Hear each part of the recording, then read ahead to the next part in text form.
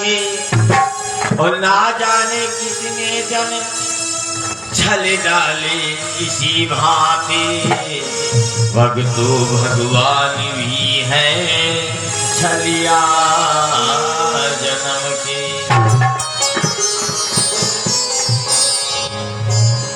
इस प्रकार से जब गुरु जी ने समझाया बतलाया, महाराज कहने लगे गुरुदेव अब तो बहुत देर हो चुकी है, और देर होती है अथवा ना भी होती है, जो बाबा आए हैं हमारे द्वार पर भिखारी बन करके आए हैं, तो हमारा कर्तव्य हो जाता है कि जो याचक याचना लेकर आया हो हम उसकी याचना को सुने और वो पूर्ण करें। इसलिए गुरुदेव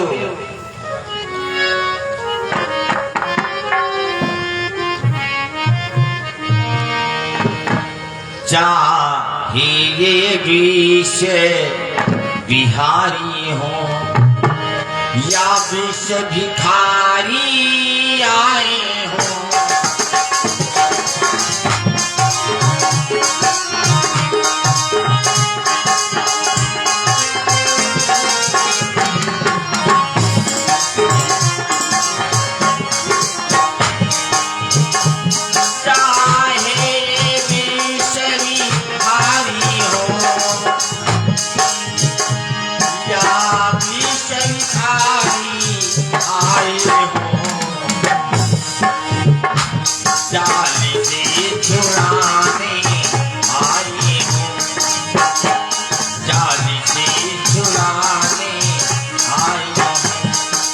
जाल बना कर लाए हो।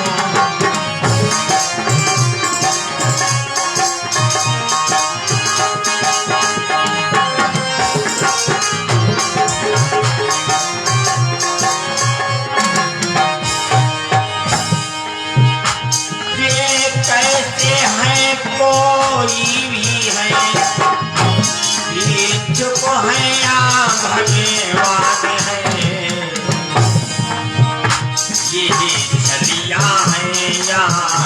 छल है ये छलिया है यहाँ चल है, पर अपने तो मेहमान है।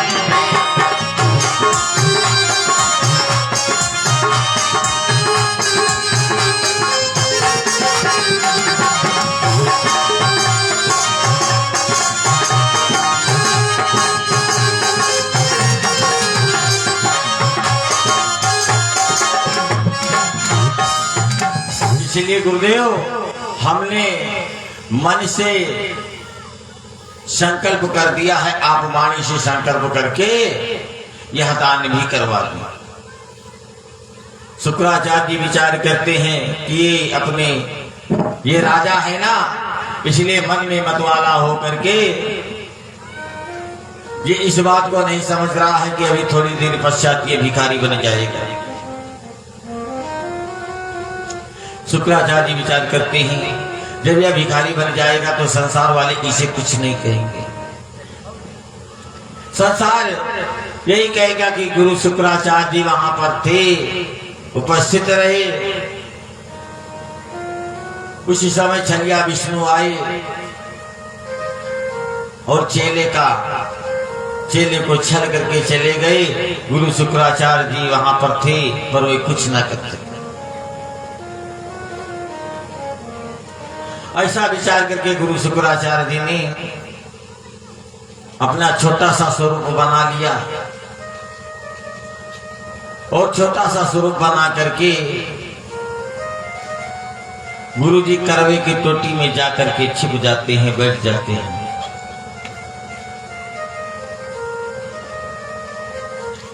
उस टोटी में जाकर के छिप करके बैठ जाते हैं। महाराज बल के हाथों में कुछ और अक्षत दिया जाता है। शुक्राचार्य जी बामन प्रभु से कहने लगे, प्रभु आप करवे से जल की धारा छोड़ें और मैं संकल्प को पढ़ दूं। ये जो संकल्प ब्राह्मण लोग पढ़ते हैं, ये संकल्प पढ़ना तब सफल माना गया है जब जल की धारा गिरती रही। जल की धारा टूटनी नहीं चाहिए। जब जल की धारा टूट जाती है तो संकल्प खंडित माना जाता है। इसीलिए संकल्प पढ़ने के लिए करवा की आवश्यकता पड़ती है।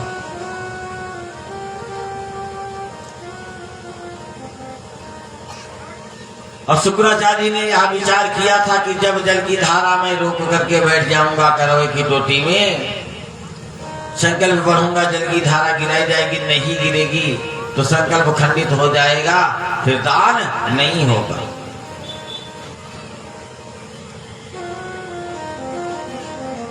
दान नहीं होगा। अब वामन प्रभु जल की धारा छोड़ रहे हैं, जल गिरा रहे हैं, पर जल गिर ही नहीं रहा है। अब जब जल नहीं गिर रहा है तो वामन प्रभु जान गए कि यह लीला जो है ये गुरुदेव की लीला है, शुक्राचार्य जी की लीला है। वहीं पर एक कुशा पड़ा हुआ है, उस कुशा को हाथों में उठा लिया प्रभु ने और उस कुशा को टोटी में चलाने लगे। आज जब उसको टोटी में चलाया है तो कुछ की दाब लगने से गुरु जी की दाईं आंख, वह कुशा दाईं आंख में लगता है, जिस कारण से उनकी दाईं आंख फूट जाती है। अब गुरु जी उस पात्र को छोड़ करके भाग चले, भागते हुए चले जा रहे हैं। मार्ग में जो भी गुरु जी को पुकारता है तो किसी की भी नहीं सुनते हैं, सीधे चले जा रहे हैं, चलते हुए चले जा रहे हैं। थोड़ा आगे चलने पर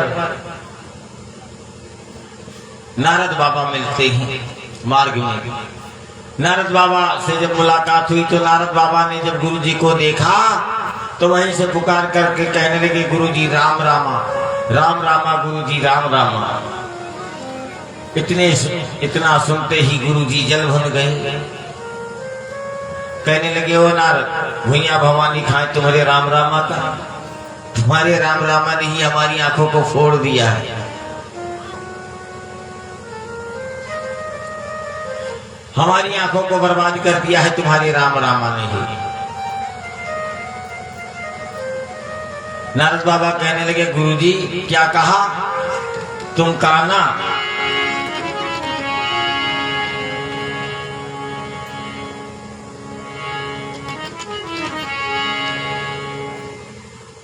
अब गुरुजी नाराज हो गए, कहने लगे, ओ देवाऋषि नारद, तो हमको काना कह रहे हो?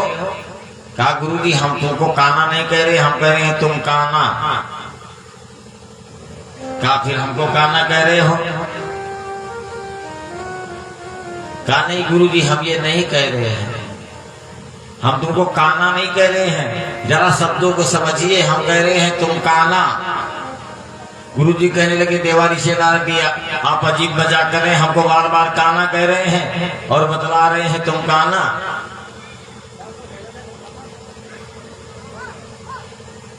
नारद बाबा कहने लगे, गुरुदेव आप बात नहीं समझ पा रहे हैं, हम कह रहे हैं तुमका ना, यानी तुमका ना, हम तुमको नहीं कह रहे। क्या करो ये बोला, अब कथम कथम कह दे। गुरुजी ने कह दिया, नारद बाबा ने कह दिया कि शब्दों को समझिए, मैं कह रहा हूं तुमका ना, यानी तुमका ना। नारद बाबा कहने लगे, गुरुदेव जब आपको ये जानकारी हो गई थी कि भगवान लीला रचाने के लिए आए हैं, तो तुम्हें कौन सी आफत पड़ी थी जो भगवान की लीला में लीला रचाती? अब जब लीला में लीला आपने रचा ही दी तो अब तो उसका परिणाम तो भुगतना पड़ेगा ही पड़ेगा। शुक्राचार्य जी कहने लगे, देवाऋषि अब तो जो होना था वो हो ही गया, जो अब गलती होनी थी वो हो गया, पर अब मेरी आंखों में भयानक पीड़ा हो रही है, मेरी इन आंख को ठीक करने के लिए कोई उपाय तो सोचो।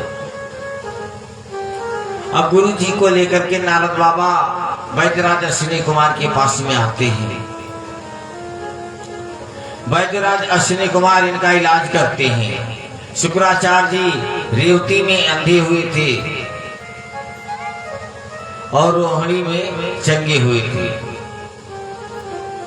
तब से रेवती से रोहिणी का जो समय होता है वो सुकांत माना जाता है। इतने समय में सुकवा का कोई मान नहीं होता है। अब इधर गुरुजी गायब हो गए हैं। वामन प्रभु कहने लगे, महाराज गुरुजी तो चले गए, अब कैसे दान हो? कहा भगवान आप ही संकल्प पढ़ते, आप ही संकल्प पढ़ते।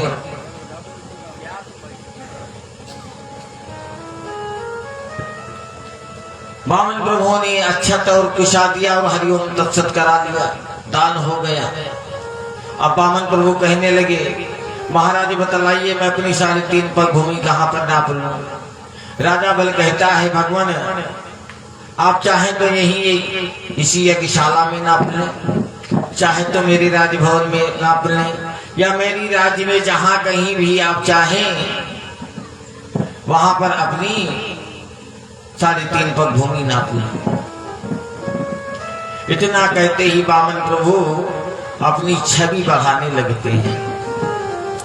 अब जब वामन प्रभु अपनी छवि को बढ़ाने लगते हैं तो राजा बल भय से भयभीत तो हो जाता है और वामन प्रभु के केवल चरण कमलों को ही देख रहा है, केवल प्रभु के चरणों को ही देख रहा है। अब वामन प्रभु की विशाल भुजाएं आकाश को स्पर्श करने लगती हैं।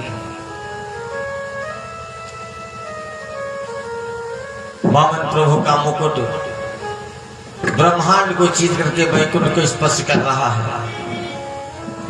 अब प्रभु जी ने अपनी भूमि नापना आरंभ किया तो जब पहला पग आगे बढ़ाया तो इस मृत्यु लोक को नाप लिया, और जब दूसरा पग रखा तो ब्रह्मलोक को भी नाप लिया। दूसरे पग नापते समय जब प्रभु के चरण कमल भगवान ब्रह्मा जी के कमलासन पर पहुंचते ही ब्रह्मा जी ने प्रभु के चरण कमलों को देखा तो प्रभु जी पहचान गए, ब्रह्मा जी पहचान गए कि हमारे प्रभु के चरण कमल है। उसी समय ब्रह्मा जी के दरबार में एक मारीच मिश्रा नाम के ऋषि हैं, वह चाकरी करते थे। ब्रह्मा जी के दरबार में उनकी ड्यूटी लगती थी। मारीच मिश्रा की जो पत्नी है उनका स्वर्गवास हो चुका है। उनकी एक पुत्री है जिसका नाम है देवकुल्या। राक्षसों से भयभीत होकर के मुनिवर अपनी पुत्री देवकुल्या को जल बना करके उस कमंडल में रख लेते हैं और उसी कमंडल को लेकर के आते हैं, भगवान ब्रह्मा जी के दरबार में चाकरी करते हैं। आज जब प्रभु जी के चरण कमल ब्रह्मा के कमलासन पर पहुंचते हैं तो भगवान ब्रह्मा जी ऋषिवर से कहने लगे, ऋषिवर आप अपने कमंडल से जल की धारा छोड़ें, मैं प्रभु के चरण कमलों को पखारूंगा। आज यहाँ पर मारीच मिश्रा ने ऋषिवर ने अपने पुत्री का हित जान करके अपने कमंडल से जल की धारा को छोड़ दिया। अब भगवान ब्रह्मा जी ने प्रभु के चरण कमलों के नीचे अपना कमंडल रख दिया। अब प्रभु के चरणों को पखारता हुआ वह जल भगवान ब्रह्मा जी के कमंडल में आ जाता है। यही वह जल है जब महाराज भागीरथ ने माता गंगा को इस भूमंडल पर लाने के लिए तपस्या की थी तो यही ब्रह्मा जी के कमंडल से इसी जल की धारा छोड़ी गई थी। केवल 3 बूंद ही जल धारा छोड़ी गई थी। प्रथम बूंद जब छोड़ी गई तो वो आकाश में ही रह गई, पृथ्वी पर ना आ सकी, वो आकाश गंगा कहलाई। दूसरी बूंद जब छोड़ी गई तो उसे यहाँ पृथ्वी सहन ना कर सकी, वह बूंद पाताल को चली जाती है, वहां जाकर ये पाताल गंगा कहलाती है। जब तीसरी बूंद छोड़ी गई तो इस भूमंडल पर आई जो देव नदी गंगा कहलाई। यहाँ से कई एक कथाओं का उद्गम होता है, पर इस वेला में राजा बल का ही पावन चरित्र। अब तीसरे पैर में प्रभु जी ने सुतल यानी पाताल लोक को भी नाप लिया।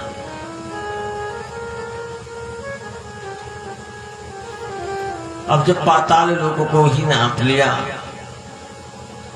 जब शेष और कुछ ना रहा तो बामन प्रभु महाराज से कहने लगे, ओ महाराज आपका जो धन था वो तो सब खत्म हो गया, अब आधा पग अभी शेष बचा है, तो बतलाओ महाराज उसे हम कहाँ नाप लें।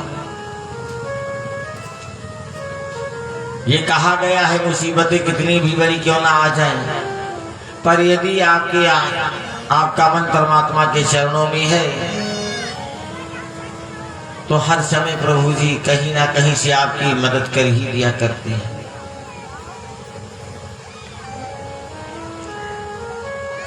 आज यहां विचार करके राजा बल कहने लगा, भगवान आप ये बतलाएं कि आप धन को बड़ा समझते हैं या धनवान को बड़ा समझते हैं।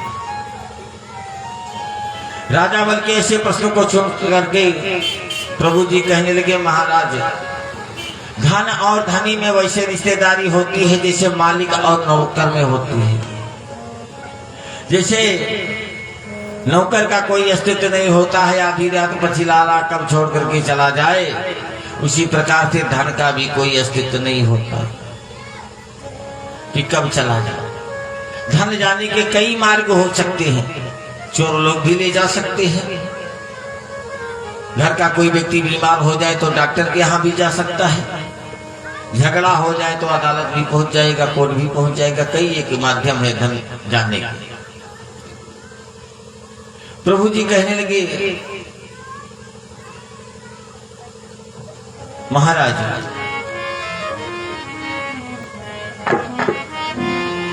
प्रभु बोले धनी और धन में मालिक नौकरी शाना है,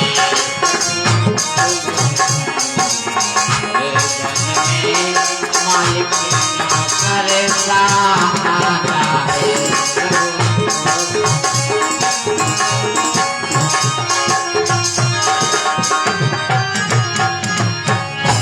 प्रभु बोले धनी और धन में मालिक नौकरी सा नाता है, गौधन से शोभा होती है,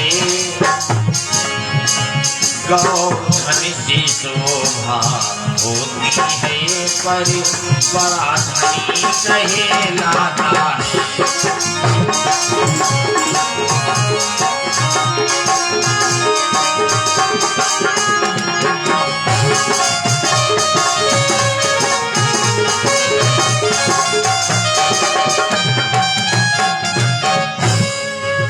जब प्रभु ने इस प्रकार से कहा तो राजा बल कहने लगा, भगवान तब तो आज मैं कर्जे से मुक्त हो जाऊं। मेरे महाप्रभु जब 3 पग हमारा धन रहा तो भगवान क्या हम आधा कदम भी ही नहीं है, आधा कदम भी नहीं है। मेरे महाप्रभु आधी पग में आप हम ही को नाप लिए। इतना कहकर राजा बल भूमि पर लेट जाता है, सीधा सीधा लेट जाता है, और जैसे ही राजा बल भूमि पर लेटता है वैसे ही प्रभु ने वह छवि हटा दी। वामन प्रभु अंतर ध्यान हो जाते हैं, प्रत्यक्ष चतुर्भुजधारी विष्णु भगवान प्रकट हो गए और कहने लगे,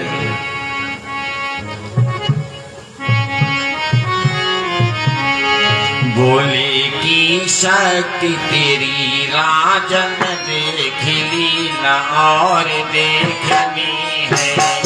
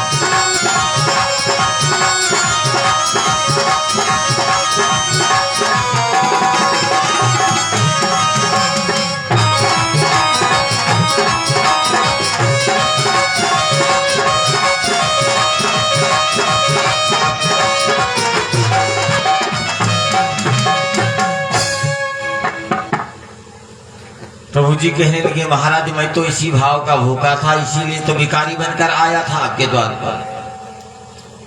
अरे महाराज मैं तुम्हारी इस भक्ति को, इस निष्ठा को देख करके बहुत प्रसन्न हुआ। तुम अपना कल्याण चाहने वाला कोई भी वरदान मुझसे मांग लो, कोई भी वरदान मुझसे मांग लो। अब यहाँ पर राजा बल कहने लगा मेरे महाप्रभु संसार आप ही से मांगता है और आप ही का दिया हुआ संसार के पास में है। आपसे मांगने में किसी प्रकार की लज्जा नहीं है, शर्म नहीं है। पर मेरे महाप्रभु आज आप मेरे दरवाजे भिखारी बनकर के आए थे, हमने आपको दान दे दिया, थोड़ा सा संपत्ति आपके पास में हो गई तो आप मुझसे कह रहे हैं कि महाराज आप मुझसे मांग लो। अरे महाराज ये ठीक है कि संसार आपसे ही मांगता है, पर आज के दिन मैं आपसे नहीं मांग सकता, क्योंकि आज के दिन मेरी नजरों में आपकी औकात एक भिखारी से अधिक नहीं है। लाज भी मांग में नहीं मगर तुमसे त्रिभुवन अधिकारी से, तुमसे त्रिभुवन अधिकारी से पर इज्जत यहाँ पे कहती है क्या मानो नाथ भिखारी।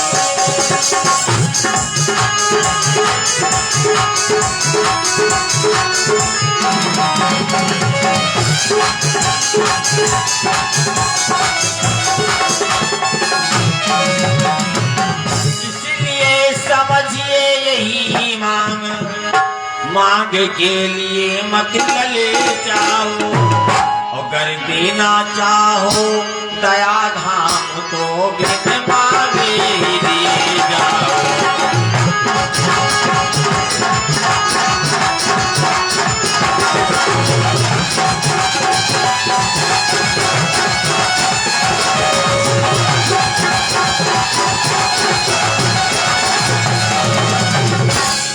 आज इस प्रकार से जब कहा राजा बलि ने कि भगवान बार बार मांगने की बात ना कहें, अगर आपको देना ही है तो आप जो देना चाहे वो बगैर मांगे ही दे जाए। ये सुन करके प्रभु जी प्रसन्न हो गए। महाराज बल से कहने लगे महाराज आप धन्य हैं। प्रणति पाल कहने लगे धन्य धीरे प्रणिपाल, दिया तुम्हें आ जन्म को अचल राजी पाता।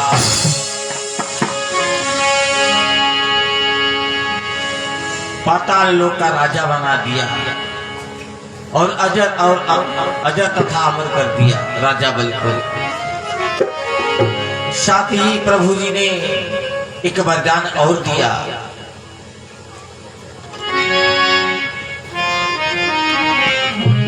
एक वरदान और देते हुए कहा राज के साथ हम तीन देव,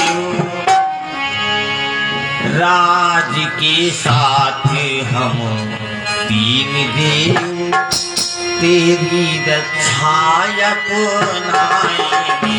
राज के साथ हम तीन देव तेरी रक्षा